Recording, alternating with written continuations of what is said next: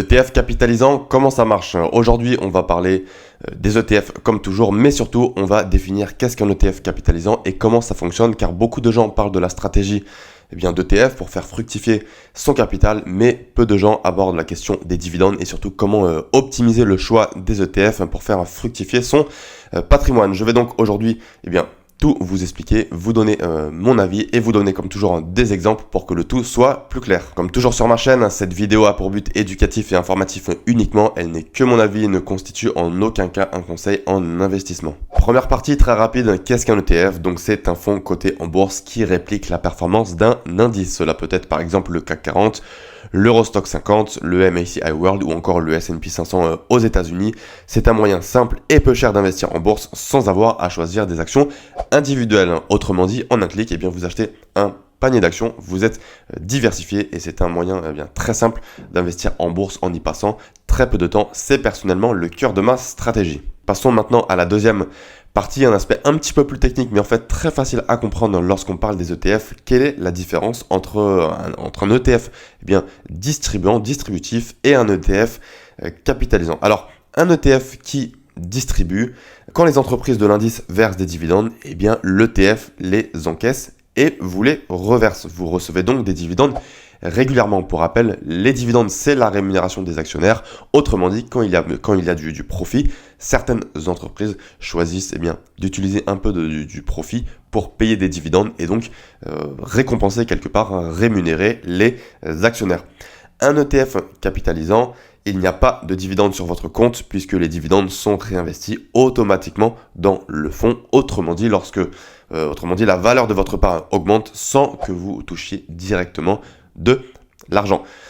Dans la pratique, vous n'aurez donc pas d'argent sur votre compte titre, par exemple, si vous investissez via le compte titre, mais vous aurez une performance qui va s'accélérer plus rapidement de par le fait que les dividendes soient automatiquement réinvestis dans l'ETF capitalisant. Si je prends un exemple simple et concret, si vous avez par exemple investi 1000 € et que l'indice verse 3% de dividendes sur l'année, avec un ETF distribuant, vous allez recevoir donc 3% de dividendes, soit 30 €. Alors dans la pratique, il y a de la fiscalité, il y a des retenues à la source bien souvent, mais là je vais mettre de côté la fiscalité pour la vidéo pour simplifier au maximum et que vous compreniez si vous êtes débutant. Donc vous êtes censé recevoir 30 € de cash de par donc les dividendes, la rémunération des actionnaires. Mais si vous avez un ETF capitalisant, ces 30 € sont automatiquement réinvestis. Donc votre part vaut un peu plus et votre capital grossit tout seul. Mais bien sûr, vous n'avez pas d'argent sur votre compte puisqu'il n'y a pas d'argent distribué. C'est justement ce que l'on appelle en fait dans le monde des investissements l'effet boule de neige ou les intérêts composés. En fait, les dividendes sont réinvestis et tous les gains vous permettent de faire grossir votre capital de façon plus rapide au fur et à mesure des années.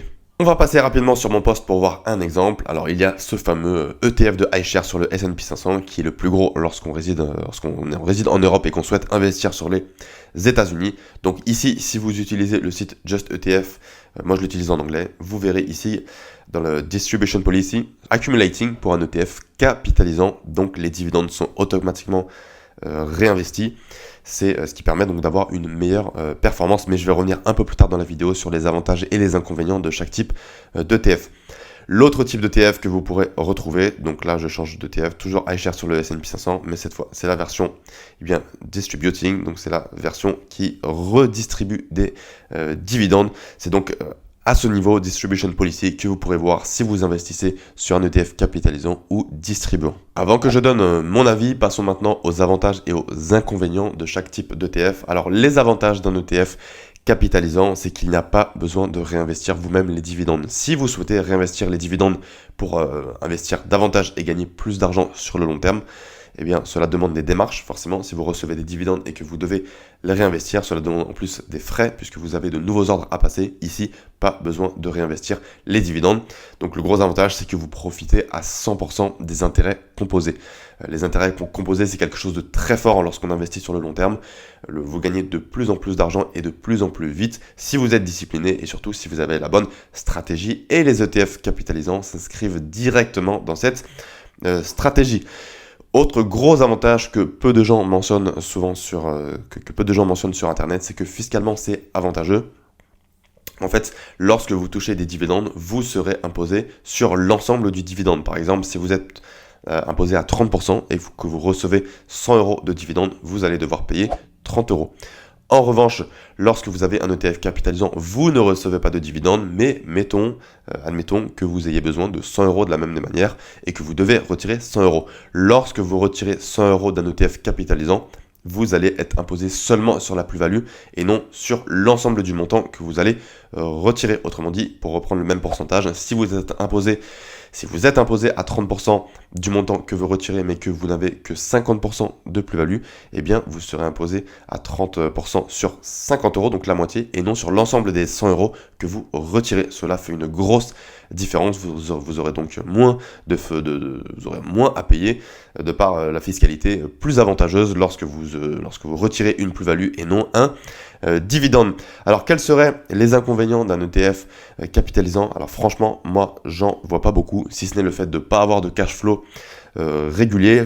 Pour les gens qui comptent sur les dividendes pour vivre, alors, théoriquement, c'est pas forcément le bon choix, puisqu'on se dit, les dividendes, ça permet d'avoir un revenu régulier et de ne pas se prendre la tête.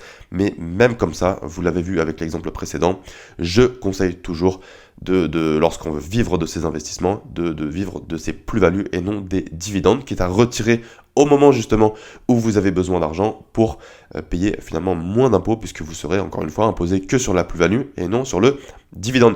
Qui plus est, vivre de sa plus-value, cela permet de retirer au moment où on en a vraiment besoin, car de par les dividendes, parfois il peut y avoir des mois, même si vous vivez des dividendes, où vous aurez moins besoin de cash, où vous aurez moins besoin d'argent, et donc autant laisser votre capital tourner et seulement retirer lorsque vous avez vraiment besoin. Donc selon moi, les ETF capitalisants sont bien plus intéressants.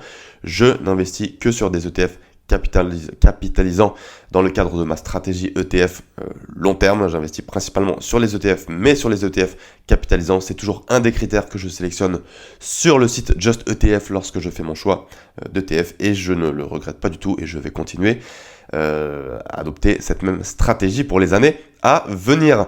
Voilà pour cette vidéo qui explique comment fonctionnent les ETF capitalisants. N'hésitez pas à me dire en commentaire sur quel type d'ETF vous investissez lorsque vous investissez en bourse. Vous pouvez aussi vous abonner et lâcher un like, ça me fait super plaisir et je vous dis à très bientôt. Salut!